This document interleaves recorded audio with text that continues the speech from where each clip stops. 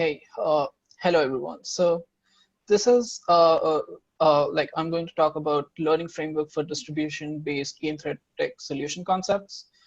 This work was done with Yair Zick while I visited NUS and was supported by Singapore NRF. Uh, I'll start with some motivation and examples, and then we'll move to the model and the general theorem around what we call PAC solution concepts. And then I'll discuss a few applications and then conclude by future directions. So the basic motivation here is like, how can we generate good solution candidates for any given game theoretic or economic structure if we don't necessarily have full access to the structure, but only like have some statistical observations from it. When is it possible to generate such good solutions, and when is it not? In particular, the kind of limits that we are interested in are of learning theoretic or sample complexity theoretic nature. So let's start with an example. In cooperative game theory, a very prominent type of game that is studied is transferable utility cooperative games, where a single game is characterized by its payoff function, which tells us that for any given coalition of players, how much payoff they can generate. And what we want to find in form of a solution is a payoff division among these players. A solution concept that is prevalent in cooperative game theory is the concept of core stability, which is to find a payoff division such that no coalition of players have any incentive to defect from that payoff division. What does that mean? That for all subsets of players, they receive as much from the payoff division as much their worth is given by the characteristic function. But as you can see, the characteristic function is of exponential size under arbitrary circumstances. If we only observe a few values and we don't have access to its full exponential description, can we still generate any solutions with good guarantees? That is the kind of question that we are interested in. And in general, we can see that a lot of economics and game theory is about like observing structures and generating good candidates. And how do we want to do that with some sample observations, where the sample data can come from preferences and cost functions, valuations, etc., etc. So one way to do that would be to look at the economic data and learn the model of the underlying preference class, valuation function, or something, and then compute the solution for the proxy model that we have learned. But there's also another way that has recently been explored in the literature, which directly learns approximate solutions. Why is this important? Well, sometimes it is possible that the learned models, given the generalization error, may not be adequate to generate good solutions if the solutions are sensitive to that generalization error, or if the solution depends on global properties that cannot be adequately be inferred from the training data. But it turns out it can still be possible for such cases sometimes to learn directly some good solutions. This is the case in the previous literature, but in the case of TO cooperative games.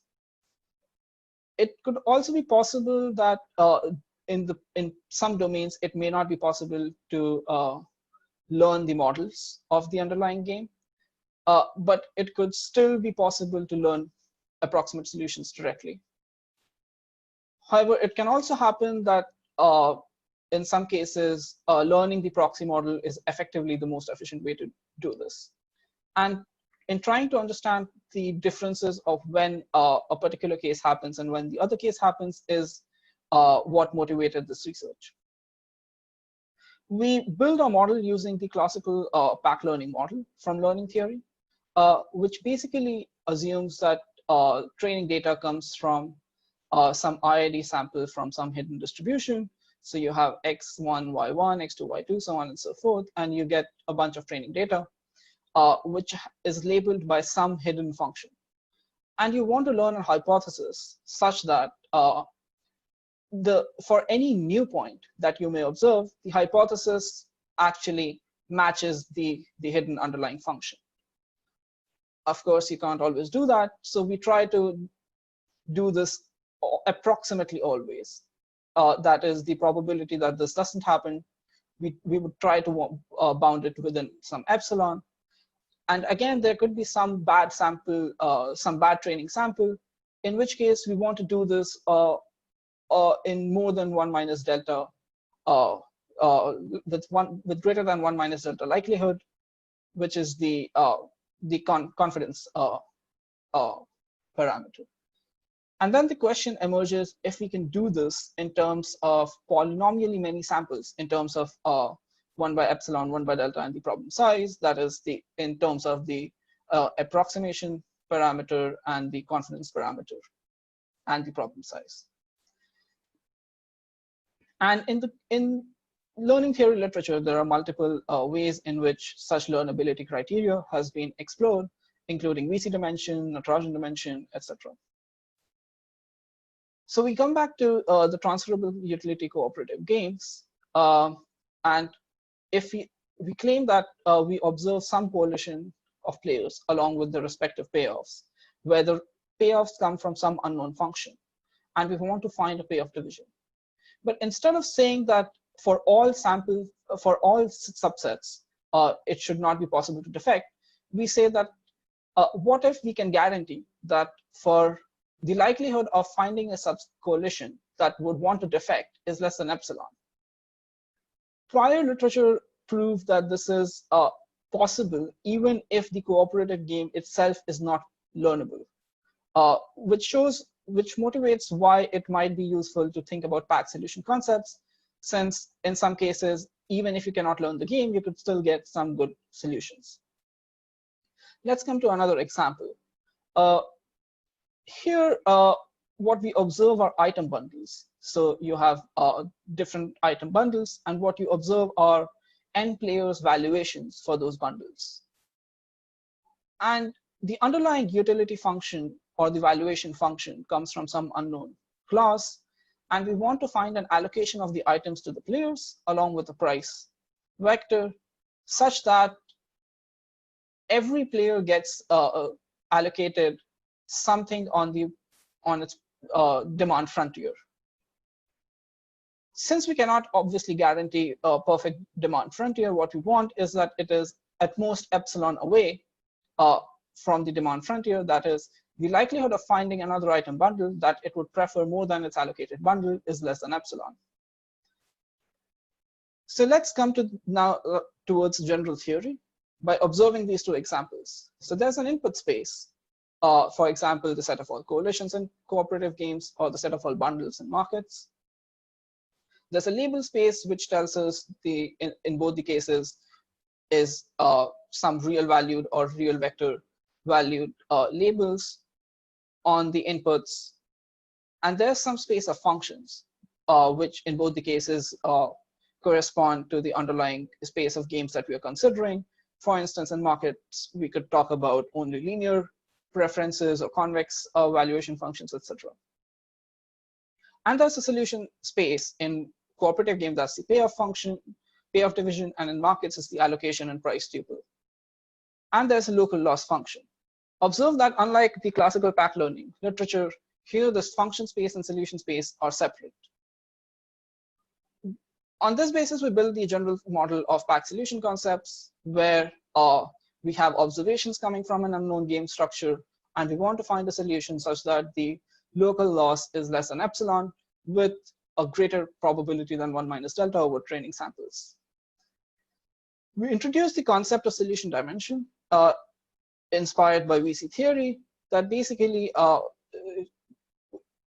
uses the concept of shattering on the input space, and we use that to define the solution dimension, which is the largest input subset that can be shattered in this manner.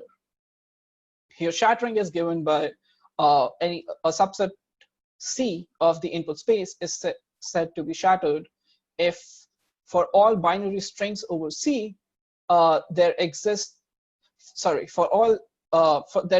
game G such that for all binary strings over C, there exists some solution such that the local loss matches the binary string. This leads us to the general theorem, which basically helps us bound the for polynomially many samples in terms of the solution dimension, the gap between the empirical loss, that is the loss observed by lambda on training sample, with the statistical loss. And if it is possible to have an algorithm that can always generate zero empirical loss solutions, then we say that it is also PAC solvable, because we can bound the approximation, we can bound the generalization error to within epsilon. Observe that in this case, the PAC solvability theorem relies upon the existence of an algorithm, which is not necessarily going to be true for all kinds of games, especially the kind of games that we discussed before, such where it might not be possible, where learning a model may not be possible to, may not be sufficient to generate a solution. What are the main takeaways?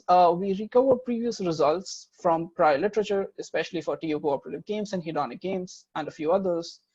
And this also enables us to generalize this approach to other domains like markets, votings, and auction, and provides a unified framework to talk about learnability in economics.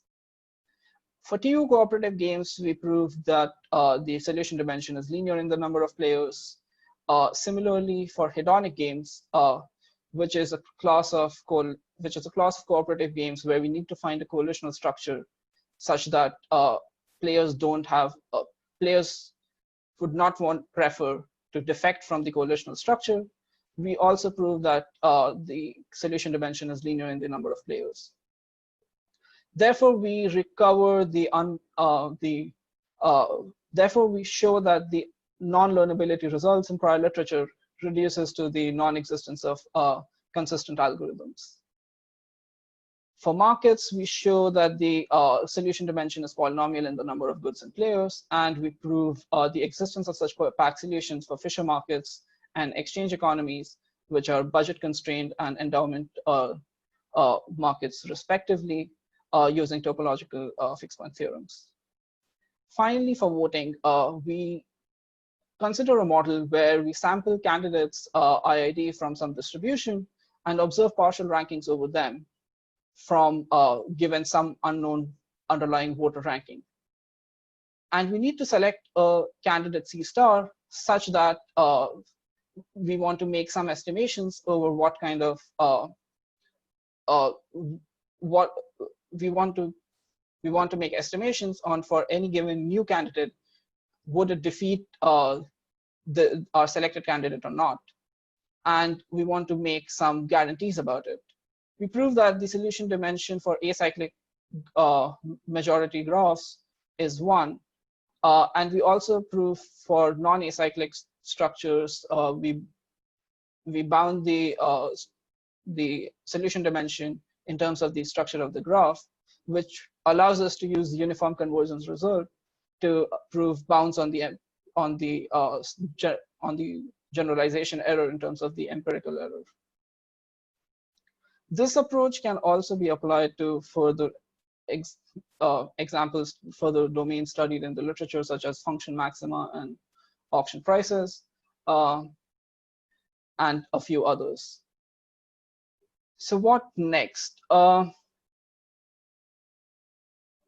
In this literature, in this work, we have primarily focused on binary loss functions. We can obviously move beyond binary loss functions and talk about real loss function.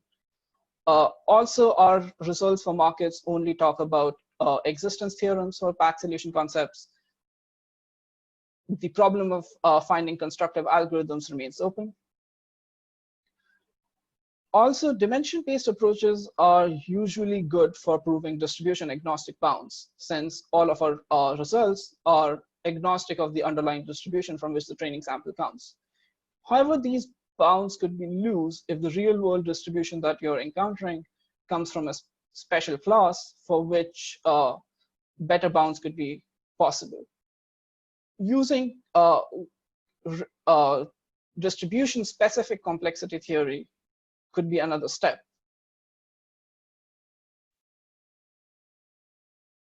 Our results here also assume that the samples come IID from static distributions with batch training. However, this assumption may fail for a lot of real-world cases. When the underlying distribution is dynamic, or instead of batch training, the algorithm has to perform an online setting, or if the underlying data comes from some strategic environment where the players could misreport, for example, in markets of voting.